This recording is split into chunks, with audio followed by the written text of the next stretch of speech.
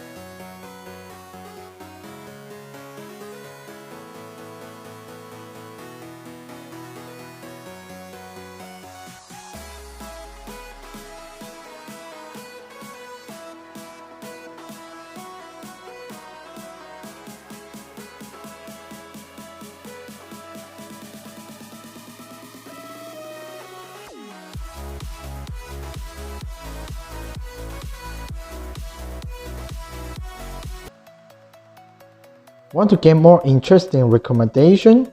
Remember to click the subscribe button and I will keep you update the video. If you have any question about self-adhesive wallpaper, just leave your question in the comments section and I will answer them with you. X sections. Next up is a roundup of the 13 wallpapers designs in the Hot 100. So don't miss out. See you next time.